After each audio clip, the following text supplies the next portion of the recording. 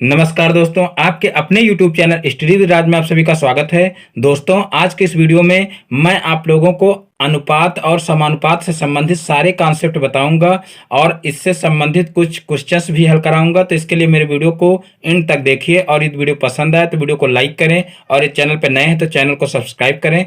तो चलिए देखते हैं। सबसे पहले अनुपात किसे कहते हैं। तो देखिए, अनुपात किसे कहते हैं? दो समान राशियों को कितने गुना के रूप में व्यक्त करने को अनुपात कहते हैं।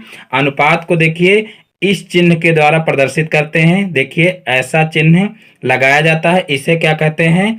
अनुपात कहते हैं। और जो है इसको दूसरे शब्दों में हम कह सकते हैं कि अनुपात दो संख्याओं की भाग द्वारा तुलना है, जिससे यह ज्ञात होता है कि एक संख्या दूसरी संख्या की कितनी गुनी है अथवा उसका कौन सा भाग है। जैसे यहाँ पर 8/2 कर लिया जाए तो यहाँ पर देखिए, यहाँ पर 8 को ज्ञात किया जा सकता है कि 2 का कौन सा भाग है या 2 से कितना गुना है 8। तो इस प्रकार से जो है संख्याओं का अनुपात ज्ञात किया जा सकता है। और यहाँ पर देखिए, अनुपात को इस चिन्ह के द्वारा प्रदर्शित करते हैं। यहाँ पर जैसे हम बात कर लेते हैं, जैसे a और b दो संख्याएं हैं और इनको अनुपात के रूप में व्यक्त करना है, तो हम इनको जो है a/b या a/b इस रूप में लिख सकते हैं। और जो है इनको, इन दोनों को यानी कि a और b को क्या कहते हैं? अनुपात के पद कहते हैं। a और b जो हैं ये क्या हैं? अनुपात के पद हैं। और जो है इस पहले वाले पद को क्या कहते हैं? प्रथम पद या पूर्व पद। और जो ये दूसरा वाला पद है इसको क्या कहते हैं? द्वितीय पद या उत्तर पद। तो इस प्रकार से दो पद होते हैं अनुपात में। पहले वाले को क्या कहते हैं? प्रथम पद या पूर्व पद, और दूसरे वाले को क्या कहते हैं? द्वितीय पद या उत्तर पद। तो इस प्रकार से ये हो जाएगी अनुपात की परिभाषा। देखिए, अनुपात में एक बात को विशेष ध्यान रखना है कि दो राशियों में अनुपात ज्ञात करते समय इनमें से कोई भी राशि शून्य नहीं होनी चाहिए। जैसे ये दो राशियां हैं और इन दो राशियों का अगर हमको अनुपात ज्ञात करना है तो इनमें कोई भी राशि शून्य नहीं होनी चाहिए। और दो राशियों की तुलना करते समय हमें ये विशेष रूप से ध्यान रखना है कि दोनों जो राशियां हैं वो दोनों राशियां जो है एक इकाई में होनी चाहिए। यानी कि एक इकाई का मतलब, जैसे मान लीजिए रुपए और पैसे में अनुपात ज्ञात करना है तो या तो पैसे को आप रुपए में चेंज कर लें या तो रुपए को आप पैसे में चेंज कर लें। यानी कि दोनों पैसों में राशियां होनी चाहिए या तो दोनों राशियां रुपए में होनी चाहिए। इसी प्रकार से मान लीजिए किलोग्राम में और ग्राम में राशियां दी हुई हैं तो या तो किलोग्राम को ग्राम में चेंज कर लीजिए और या तो जो है ग्राम को किलोग्राम में चेंज कर लीजिए। कुल मिलाकर के दोनों राशियां एक में होनी चाहिए, यानी कि एक इकाई में होनी चाहिए। चाहे ग्राम में चेंज कर लीजिए दोनों को और चाहे किलोग्राम में। तो इस प्रकार से हमें यह विशेष रूप से ध्यान रखना है कि दो राशियों में अनुपात ज्ञात करते समय इनमें से कोई भी राशि शून्य नहीं होनी चाहिए। और दो राशियों की तुलना तभी की जा सकती है जब वह दोनों एक ही इकाई में हों। तो ये इतना आप लोगों को विशेष रूप से ध्यान रखना है। और देखिए, अगर मान लीजिए जो है कोई भी अनुपात दिया हुआ है और उसका व्युत्क्रम पूछ लिया जाए, जैसे यहाँ पर a/b को ही ले लिया जाए, अगर इसका व्युत्क्रम पूछा जाए तो इसका व्युत्क्रम क्या हो जाएगा? तो देखिए, इसका व्युत्क्रम इसी को जो है पलट देंगे, यानी कि ये संख्याएं पलट जाएंगी तो ये हो जाएगा b जो है b/a, यानी कि b/a। इसी प्रकार से मान लीजिए 2/3 दिया हुआ है और इसका व्युत्क्रम लिखना है तो इसका व्युत्क्रम कितना हो जाएगा? तो देखिए, इसका व्युत्क्रम हो जाएगा 3/2, यानी कि संख्याएं पलट जाएंगी। तो इस प्रकार से इनका व्युत्क्रम भी लिखा जा सकता है। अब बात कर लेते हैं कि समानुपात किसे कहते हैं। तो देखिए, दो समान अनुपातों को समानुपात कहते हैं। दो समान अनुपातों को समानुपात कहते हैं। समानुपात को दर्शाने के लिए देखिए किस चिन्ह का प्रयोग करते हैं। तो देखिए, समानुपात को दर्शाने के लिए इस तरीके का चिन्ह यूज होता है, तो इसे क्या कहते हैं? समानुपात कहते हैं। पुनः एक बार सुन लीजिए, दो समान अनुपातों को समानुपात कहते हैं। समानुपात को दर्शाने के लिए इस चिन्ह का प्रयोग किया जाता है। या दूसरे शब्दों में कह सकते हैं कि चार राशियां या संख्याएं या पद समानुपाती होते हैं जब पहले और दूसरे का अनुपात तीसरे और चौथे के अनुपात के बराबर होता है। जैसे मान लीजिए यहाँ पर इस टाइप में कोई संख्याएं दी हुई हैं, देखिए 2:4 और समानुपात, इस तरीके से समानुपात का चिन्ह लगा हुआ है, समानुपात 3:6, इस प्रकार से संख्याएं दी हुई हैं। तो ये क्या हो जाएंगी, समानुपाती संख्या हो जाएंगी। देखिए 2 अनुपात यहाँ पर 2/4 बराबर 3/6 लिख सकते हैं, क्योंकि यहाँ पर 2 एक कम 2 और 2 दूना 4 हो जाएगा। यहाँ पर भी 3 एक कम 3 और 3 दूना 6 हो जाएगा। तो कुल मिलाकर के 1/2 बराबर 1/2 हो जाएगा। तो ये दोनों संख्याएं क्या थी, ये दोनों पद या कह लीजिए दोनों संख्याएं समानुपाती थी। तो इस प्रकार से जो है समानुपात को दर्शाया जा सकता है, यानी कि चार राशियां या संख्याएं या पद समानुपाती होते हैं जब पहले और दूसरे का अनुपात तीसरे और चौथे के अनुपात के बराबर होता है। तो यहाँ पर देखिए पहले पद और दूसरे पद का अनुपात तीसरे और चौथे पद के अनुपात के बराबर यहाँ पर जो है आ गया है। और अब बात कर लेते हैं कि देखिए जो ये पद हैं दोनों, ये पद देखिए मध्य पद कहे जाते हैं। अलग इधर लिख लेते हैं, जैसे मान लीजिए कोई दूसरी संख्या ले लेते हैं, जैसे 3:18 और समानुपात 20:120 ले लेते हैं। तो यहाँ पर देखिए मान लीजिए ये जो बीच वाले पद हैं, ये वाले, इनको कहते हैं मध्य पद। देखिए जो बीच वाले पद हैं इनको क्या कहते हैं, मध्य पद कहते हैं। और जो ये बाहर वाले पद हैं इनको क्या कहते हैं, वाह्य पद कहते हैं, वाह्य पद। तो ये आप लोगों को विशेष रूप से जानने की आवश्यकता है, जो बीच वाले पद हैं, क्योंकि ये भी डायरेक्ट पूछ लिया जाता है कि मध्य पद और वाह्य पद बताइए। तो यहाँ पर जो बीच में दोनों पद हैं इनको क्या कहते हैं, मध्य पद कहते हैं। और जो बाहर वाले पद हैं इनको क्या कहते हैं, वाह्य पद कहते हैं। और जो बाहर वाले पद हैं इनको जो है चरम पद भी कहा जाता है। तो ये भी आप लोग जान लीजिए। तो कुल मिलाकर के हम कह सकते हैं कि पहले और चौथे पद को क्या कहते हैं, वाह्य पद या चरम पद कहते हैं।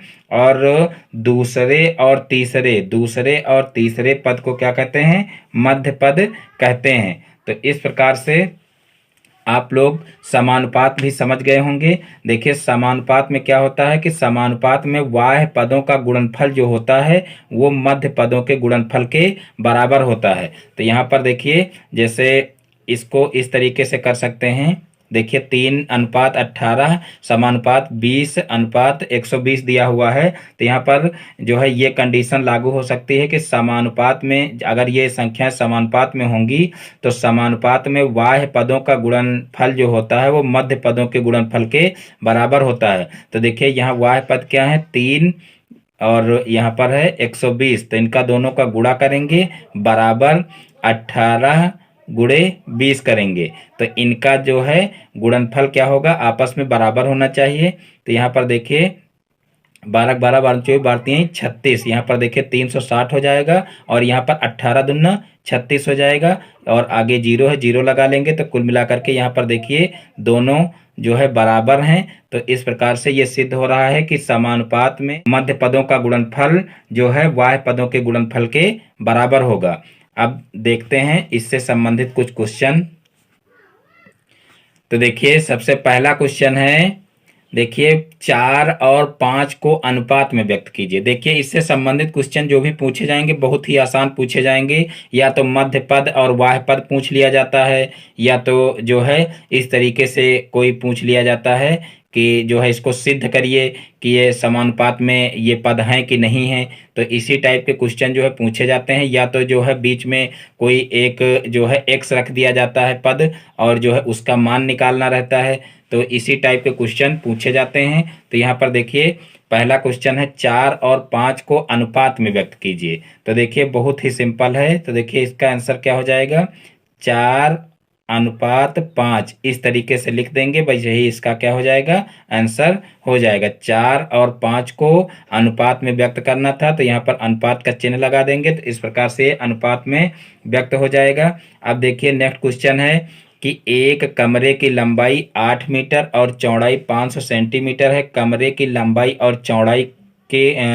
को अनुपात के रूप में लिखिए। तो देखिए इसमें क्या करेंगे, सबसे पहले हम 500 सेंटीमीटर दिया हुआ है और यहाँ पर 8 मीटर दिया हुआ है, तो हम 500 सेंटीमीटर को जो है मीटर में चेंज कर लेंगे। तो देखिए इसका आंसर क्या हो जाएगा, 500 सेंटीमीटर बराबर 500 सेंटीमीटर बराबर, देखिए 1 मीटर बराबर 100 सेंटीमीटर होता है, यानी कि 100 सेंटीमीटर में 1 मीटर होता है, तो 500 सेंटीमीटर में कितने मीटर हो जाएगा, 5 मीटर हो जाएगा। तो इस प्रकार से अब जो है हम क्या करेंगे, यहाँ पर कमरे की लंबाई 8 मीटर और चौड़ाई 500 सेंटीमीटर है, तो कमरे की लंबाई और चौड़ाई को अनुपात के रूप में व्यक्त करना है। तो यहाँ लंबाई और चौड़ाई का अनुपात कितना हो जाएगा, लंबाई और चौड़ाई चौड़ाई का अनुपात कितना हो जाएगा, तो देखिए यहाँ पर लंबाई है 8 और चौड़ाई कितनी है, तो देखिए चौड़ाई यहाँ पर हम इसको मीटर में चेंज कर चुके हैं, क्योंकि हम पहले ही बता चुके हैं कि जो है जो भी यहाँ पर पद दिए होंगे वो एक ही इकाई में होने चाहिए, तभी उनको जो है अनुपात के रूप में लिखा जा सकता है। तो यहाँ पर देखिए इकाई इनकी चेंज है, 1 मीटर में 1 सेंटीमीटर है, तो यहाँ पर देखिए सेंटीमीटर को मीटर में चेंज कर लिए हैं। तो यहाँ पर लंबाई और चौड़ाई का अनुपात क्या हो जाएगा, 8:5, और यही जो है हमारा क्या हो जाएगा, आंसर हो जाएगा। तो इस प्रकार से इस टाइप के क्वेश्चन किए जा सकते हैं। अब देखते हैं नेक्स्ट क्वेश्चन। तो देखिए नेक्स्ट क्वेश्चन है, दो संख्याओं में अनुपात 5:3 है, इसमें प्रथम पद और द्वितीय पद बताइए। बहुत ही आसान क्वेश्चन है। तो देखिए इसको कैसे करेंगे, दो संख्याओं में अनुपात 5:3 है, इसमें प्रथम पद और द्वितीय पद बताना है। तो यहाँ पर देखिए प्रथम पद क्या हो जाएगा, प्रथम पद बराबर यहाँ पर देखिए 5 हो जाएगा, और द्वितीय पद क्या हो जाएगा, द्वितीय पद बराबर 3 हो जाएगा, यानी कि ये पहला पद हो जाएगा और ये दूसरा पद हो जाएगा। तो प्रथम पद 5 और द्वितीय पद 3 हो जाएगा। फिर देखिए नेक्स्ट क्वेश्चन है, देखिए 4:5 का व्युत्क्रम लिखिए। तो देखिए अभी ऊपर मैं आप लोगों को व्युत्क्रम बता भी चुका हूं। तो यहाँ पर देखिए 4:5 का व्युत्क्रम क्या हो जाएगा, व्युत्क्रम बराबर हो जाएगा 5:4, या तो इसको इस रूप में भी लिख सकते हैं कि 4/5 का व्युत्क्रम बराबर कितना हो जाएगा, 5/4, और यही हमारा क्या हो जाएगा, आंसर हो जाएगा। फिर देखिए नेक्स्ट क्वेश्चन है, 36:24 को सरलतम रूप में लिखिए। 36:24 को सरलतम रूप में लिखिए। तो देखिए सरलतम रूप में कैसे लिखते हैं, तो यहाँ पर देखिए इसको कैसे हल करेंगे। देखिए 36:24 का मतलब 36/24 हो जाएगा। तो हम क्या करेंगे, इसको सरल कर लेंगे, यानी कि जिन भी संख्याओं से कट रही हैं संख्याएं, यानी कि दोनों संख्याएं कट रही हैं, उनको सबसे पहले हम क्या करेंगे, उस संख्या से इनको काट लेंगे। तो यहाँ पर देखिए 12 12 24 12 36, यानी कि 12 एक ऐसी संख्या है जिससे ये दोनों संख्याएं कट रही। चाहें तो हम सबसे छोटी संख्या से काटना शुरू करें, लेकिन जो है हमको काम वही करना पड़ेगा। तो हमको कोई अगर ऐसी बड़ी संख्या मिल रही जिससे दोनों संख्याएं विभाजित हो रही हैं, तो डायरेक्ट हम उससे भी काट सकते हैं। तो यहाँ पर 12 दूना 24 और 12 तिहाई 36 हो जाएगा। तो यहाँ पर डायरेक्ट 3/2 हो जाएगा, और ये अब सरलतम जो है पदों में संख्या हो जाएगी। इससे जो है ज़्यादा इसको अब आसान नहीं किया जा सकता है, या इससे ज़्यादा जो है सरल पदों में इसको नहीं लिखा जा सकता है। अगर इसको 2 से काटना शुरू करते तब भी जो है धीरे धीरे सरल करके जो है संख्याओं से धीरे धीरे काटते हुए यही संख्या लास्ट में आती, और यहाँ पर डायरेक्ट अगर 12 से काट दिए हो तो यहाँ पर 3/2 डायरेक्ट ही आ जाएगा। तो इस प्रकार से 3/2 ही इसका जो सरलतम पद है वो हो जाएगा। फिर देखते हैं नेक्स्ट क्वेश्चन। तो देखिए नेक्स्ट क्वेश्चन है, क्वेश्चन नंबर 6, 90 पैसे और 3 रुपए को सरलतम अनुपात में व्यक्त कीजिए। देखिए बहुत ही इंपॉर्टेंट क्वेश्चन है ये, 90 पैसे और 3 रुपए को सरलतम अनुपात में व्यक्त कीजिए। तो देखिए यहाँ पर जो है पैसों में और रुपयों में संख्याएं दी हुई हैं। तो यहाँ पर सबसे पहले हम इनको एक इकाई में चेंज करेंगे। तो यहाँ पर देखिए पैसे को पैसे ही रहने देंगे, और जो रुपए हैं इनको भी पैसे में चेंज कर लेंगे। तो यहाँ पर देखिए 1 रुपया बराबर कितना होता है, 1 रुपया बराबर 100 पैसे होते हैं। 1 रुपया बराबर 100 पैसे। तो 3 रुपये बराबर कितना हो जाएगा, 3 रुपये बराबर 300 पैसे। तो इस प्रकार से जो है इसको पैसे में चेंज किया जा सकता है। अब क्या करेंगे, अब जो है इनका अनुपात ज्ञात कर लेंगे। तो देखिए यहाँ पर नीचे लिख लेंगे 90 पैसे, 90 पैसे और 300 पैसे, 300 पैसे में अनुपात बराबर, तो यहाँ पर लिख लेंगे 90/300, 90/300 लिख लेंगे। तो यहाँ पर देखिए अब क्या करेंगे, इनको सरल कर लेंगे। तो यहाँ पर देखिए 0 से 0 कैंसिल हो जाएगा, और फिर जो है अब इसको 3 से सरल करेंगे। तो यहाँ पर देखिए 3 त्रिका 9 हो जाएगा, और यहाँ पर 3 दहम्मा 30 हो जाएगा, यानी कि यहाँ पर हो जाएगा 3/10। तो इस प्रकार से 3/10 ही इसका आंसर आ जाएगा। देखिए हमको क्या करना था, सरलतम अनुपात में व्यक्त करना था। तो यहाँ पर देखिए ये 3/10 आ जाएगा। इसको चाहें तो 3:10 में भी लिख सकते हैं। तो यही हमारा क्या हो जाएगा, आंसर हो जाएगा। एक बार पुनः जो है इस क्वेश्चन को समझ लीजिए। देखिए 90 पैसे और 3 रुपये को सरलतम अनुपात में व्यक्त करना था। तो यहाँ पर सबसे पहले देखिए 90 पैसे को 90 पैसे ही रहने देंगे, और 3 रुपये को क्या करेंगे, 3 रुपये को जो है पैसों में चेंज कर लेंगे। तो 1 रुपया बराबर 100 पैसा होता है, तो 3 रुपये बराबर कितना हो जाएगा, 300 पैसे हो जाएगा। तो यहाँ 90 पैसे और 300 पैसे में अनुपात लिख लेंगे। तो क्या हो जाएगा, 90/300। और फिर यहाँ पर देखिए जो है 1 0 से 1 0 कैंसिल हो गया, फिर 3 से इसको सरल कर देंगे। तो 3 त्रिका 9 और 3 एकम 3 और 1 0 है, तो 1 0 लगा लेंगे। तो यहाँ पर 3/10 हो जाएगा। अब 3:10 यहाँ पर आ जाएगा। अब देखिए नेक्स्ट क्वेश्चन देखते हैं। तो देखिए नेक्स्ट क्वेश्चन है 3 घंटे का 45 मिनट में अनुपात बताइए। 3 घंटे का 45 मिनट में अनुपात बताइए। तो देखिए हम क्या करेंगे, यहाँ पर भी 3 घंटे को मिनट में चेंज कर लेंगे, और मिनट को मिनट ही रहने देंगे। तो यहाँ पर नीचे लिख लेंगे 3 घंटे का और 45 मिनट का अनुपात बराबर 3 घंटे का 45 मिनट से अनुपात बराबर। तो देखिए क्या हो जाएगा, 3 घंटे अनुपात 45 मिनट, अनुपात 45 मिनट। अब क्या करेंगे, 3 घंटे को मिनट में चेंज कर लेंगे। तो क्या हो जाएगा, 3 गुणे 60 कर लेंगे, तो ये मिनट में चेंज हो जाएगा। और फिर बटे में कर देंगे 45 मिनट, 45 मिनट। और फिर क्या करेंगे, अब इन संख्याओं को हम सरल कर लेंगे। तो देखिए इनको अब सरल करेंगे। तो यहाँ पर देखिए 15 तियाँ 45, देखिए मिनट से मिनट कैंसिल हो जाएगा। और फिर यहाँ पर जो है 15 तियाँ 45 और 15 चौको 60 हो जाएगा। और फिर देखिए यहाँ पर 3 से 3 कैंसिल हो जाएगा, तो ऊपर केवल बचेगा 4 और नीचे बचेगा 1। तो यहाँ पर जो है 4:1 हमारा आ जाएगा। तो इस प्रकार से 3 घंटे और 45 मिनट का अनुपात जो है ज्ञात किया जा सकता है। यहाँ पर देखिए क्या करेंगे, देख लेते हैं एक बार पुनः।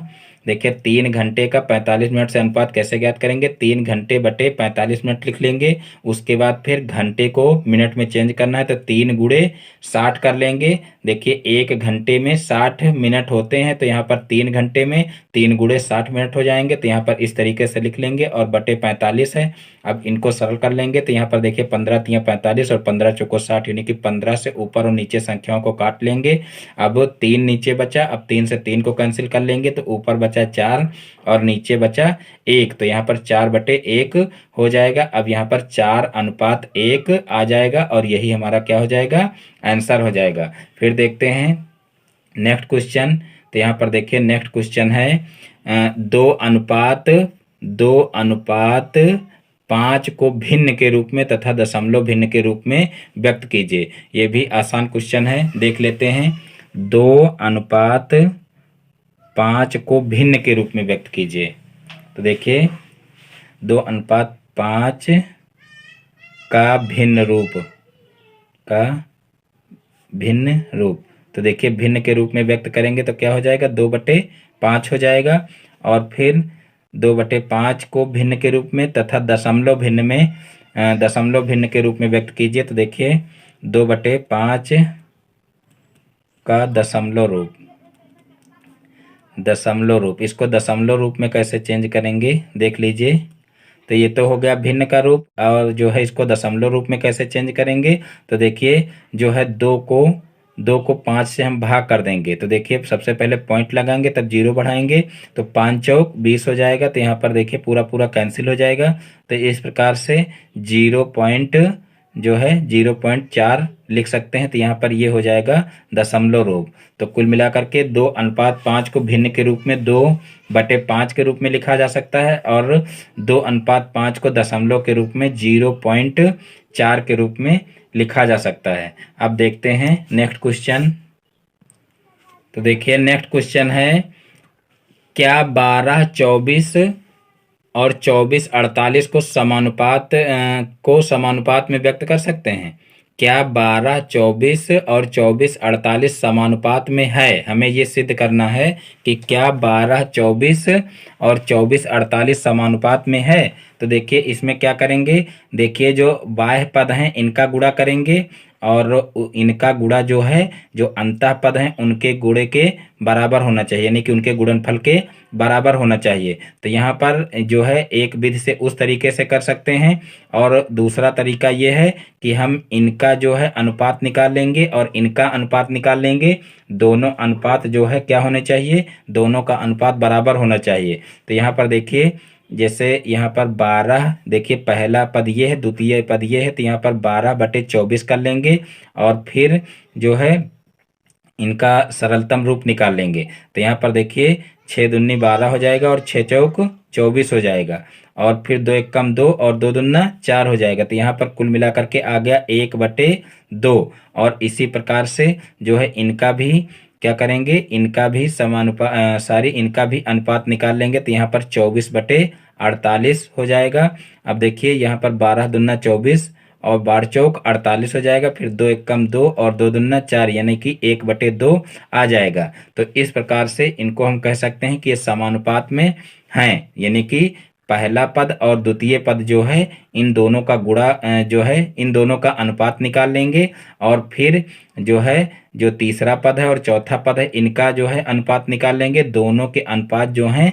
वो बराबर आने चाहिए। तो समझ लीजिए कि ये चारों पद क्या हैं, समानुपाती हैं। और जो है दूसरी विधि कैसे करेंगे, तो दूसरी विधि है देखिए कि इनका गुणा, यानी कि बाह्य पदों का गुणा अंतः पदों के गुणा के जो है बराबर होनी चाहिए, गुणनफल के बराबर होना चाहिए। तो यहाँ पर देखिए 12 गुणे 48 कर लेंगे, और बराबर जो है 24 गुणे 24 ये होना चाहिए। तो यहाँ पर देखिए 12 8 96 हो जाएगा, और फिर 12 चौक 48 और 48 और जो है 9 कितना हो जाएगा, 48 और 9 57। तो यहाँ पर 57 हो जाएगा, यानी कि 576 हो जाएगा। और फिर इनका गुणा करेंगे। तो देखिए इनका गुणा करेंगे तो कितना आएगा, यहाँ पर साइड में कर लेते हैं, देख लीजिए 24 गुणे 24। तो यहाँ पर देखिए 4 चौक 16 और 4 दूनी 8 एक 9, और फिर 2 से गुणा करेंगे तो 4 दूना 8 और जो है 2 दूना 4 हो जाएगा। तो यहाँ पर 6 और 8 दूनी 16 एक 17, और यहाँ पर 5, यानी कि 576 यहाँ पर भी आ रहा है। तो जो है इस प्रकार से इनका दोनों का गुणा 576 हो गया, और इनका गुणा भी 576 हो जाएगा। तो इस प्रकार से भी सिद्ध किया जा सकता है कि ये पद जो हैं वो क्या हैं, समानुपाती हैं। तो जो है हमको सिद्ध ही करना था। तो 2 तरीके आप लोगों को बता दिए हैं। तो जो तरीका आपको आसान लगे उस तरीके से इनको आप सिद्ध कर सकते हैं। पुनः एक बार देख लीजिए कि आप चाहें तो इन दोनों संख्याओं का, यानी पहले पद और दूसरे पद का अनुपात निकाल लीजिए, यानी कि सरलतम पदों में उसको लिख लीजिए। और फिर जो है यानी कि यहाँ पर आप देखने से तो जैसे 12/24 लिखा और 24/48 लिखा, तो इसको तो आप देख करके जान नहीं पाओगे कि बराबर ये दोनों पद हैं कि नहीं हैं। तो इनको क्या करेंगे, सबसे पहले हम सरलतम पदों में लिख लेंगे, और फिर इनको भी जो है इस तरीके से सरलतम पदों में लिख लेंगे। अब यहाँ पर जब देखेंगे कि दोनों जो है संख्याएं बराबर आ रही हैं तो समझ लीजिए कि ये समानुपाती हैं। और अगर जो है दोनों संख्याएं बराबर नहीं आ रही तो समझ लीजिए कि ये समानुपात में नहीं है। और दूसरी विधि ये है कि जो है जो बाह्य पद हैं उनका गुणनफल और जो मध्य पद हैं उनका गुणनफल, दोनों का गुणनफल बराबर होना चाहिए, तब ये पद क्या होंगे, समानुपात में होंगे। अब देखते हैं नेक्स्ट क्वेश्चन। तो देखिए अब नेक्स्ट क्वेश्चन है 15:18 फिर समानुपात 45:54 की सत्यता की जांच कीजिए। तो यहाँ पर देखिए सत्यता की जांच करना है, इस टाइप का भी क्वेश्चन आता है। यानी कि हमको करना क्या है कि हमको देखना है कि जो ये अनुपात में संख्याएं दी हुई हैं ये समानुपात में हैं या नहीं है। तो यहाँ पर हम क्या करेंगे, यहाँ पर बाह्य पदों का गुणनफल निकाल लेंगे और मध्य पदों का गुणनफल निकाल लेंगे और देखेंगे क्या दोनों बराबर हैं। अगर दोनों बराबर हैं तो समझ लीजिए कि क्या होगा कि ये जो है सत्य हैं, यानी कि ये अनुपात में जो है ये पद लिखे जा सकते हैं। तो क्या करेंगे, सबसे पहले कि बाह्य पदों का गुणनफल निकाल लेंगे। बाह्य पदों का गुणनफल बराबर बाह्य पदों का गुणनफल बराबर, तो देखिए बाह्य पद क्या है, 15 है और 54 है। तो यहाँ पर 15 और 54 का गुणा कर लेंगे। तो देखिए इनका गुणा क्या होगा, तो 15 चौको 60 होता है, 60 का 0 हो जाएगा और 15 पछे 75 और 75 और 6 81 हो जाएगा, यानी कि 810 यहाँ पर आ जाएगा। और फिर मध्य पदों का जो है गुणनफल निकाल लेंगे। मध्य पदों का गुणनफल बराबर मध्य पदों का गुणनफल बराबर, तो देखिए मध्य पदों का गुणनफल क्या हो जाएगा, 18 गुणे 45 हो जाएगा। तो यहाँ पर 18 पंचे 90 हो जाएगा, 90 का 0 और देखो 18 चौको कितना हो जाएगा, 18 चौक 72। तो यहाँ पर 72 और जो है 9 कितना हो जाएगा, 72 9 81 हो जाएगा। तो इस प्रकार से जो है यहाँ पर भी 810 आ जाएगा। तो देखिए बाह्य पदों का गुणनफल कितना हो गया, 810 हो गया और मध्य पदों का गुणनफल कितना हो गया, यहाँ पर भी 810 हो गया। तो हम यहाँ पर लिख सकते हैं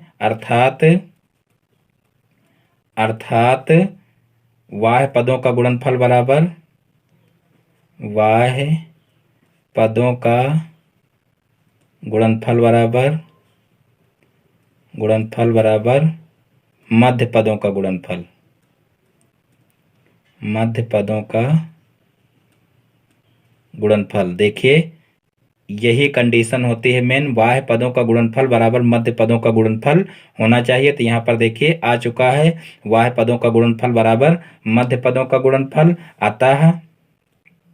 अतः हम लिख सकते हैं कि 15:18 समानुपात 45 अनुपात कितना है, 45:54 लिखना सत्य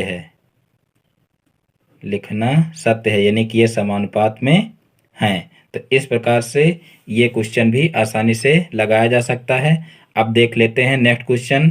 तो देखिए नेक्स्ट क्वेश्चन है, क्या अनुपात 25 ग्राम 30 ग्राम, देखिए 25 ग्राम अनुपात 30 ग्राम और 40 किलोग्राम अनुपात 48 किलोग्राम समानुपात में है। तो देखिए यहाँ पर जो अनुपात दिया गया है वो एक ही इकाई में दिया हुआ है और यहाँ पर भी देखिए जो अनुपात दिया हुआ है वो भी एक ही इकाई में दिया हुआ है। तो यहाँ पर हमको कुछ भी चेंज करने की आवश्यकता नहीं है। तो यहाँ पर देखिए इस रूप में दिया हुआ है, क्या अनुपात 25 ग्राम अनुपात 30 ग्राम और 40 किलोग्राम और 48 किलोग्राम समानुपात में है। तो यहाँ पर सबसे पहले हम क्या करेंगे, 25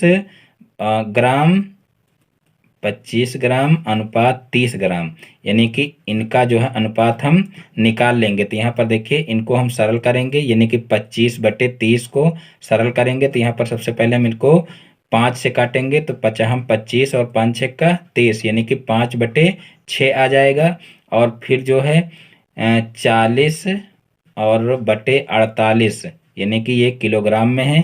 तो इनका हम अनुपात निकालेंगे। तो देखिए इनका अनुपात कितना आएगा, तो देखिए इनका अनुपात आएगा यहाँ पर 40/48 लिख लेंगे।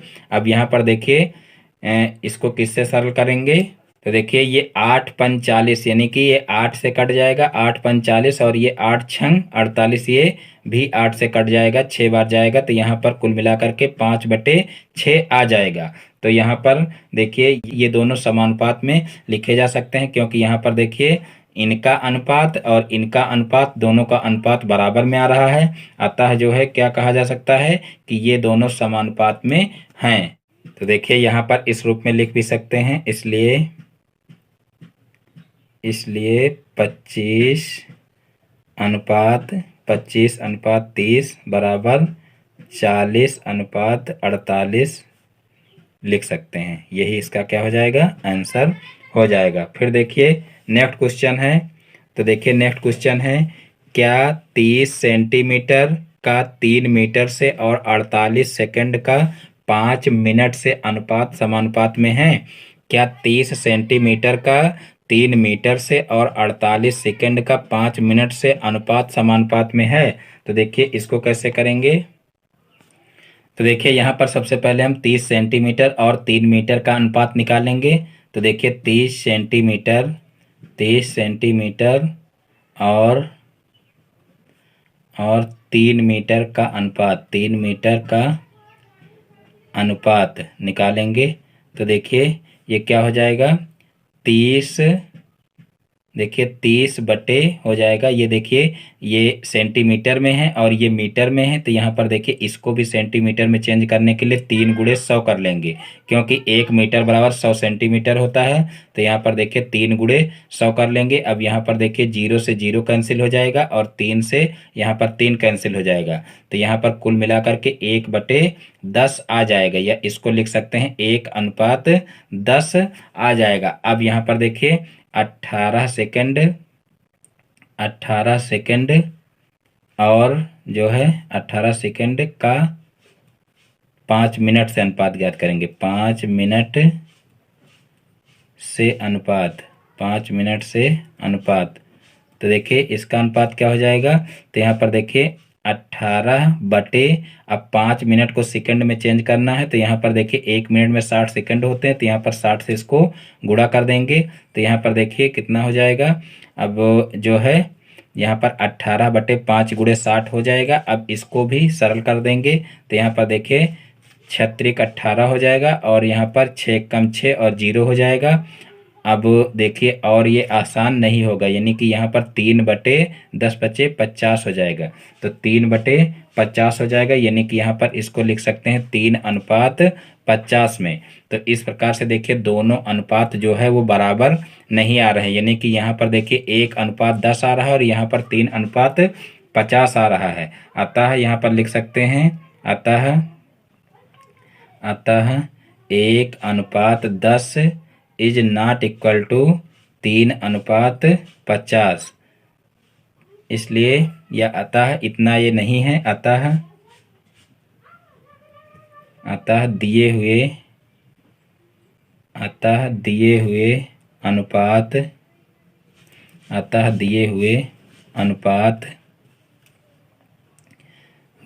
अनुपात समानुपात में नहीं है, समानुपात में नहीं है। तो इस प्रकार से इस टाइप के क्वेश्चन किए जा सकते हैं, यही हमारा आंसर हो जाएगा।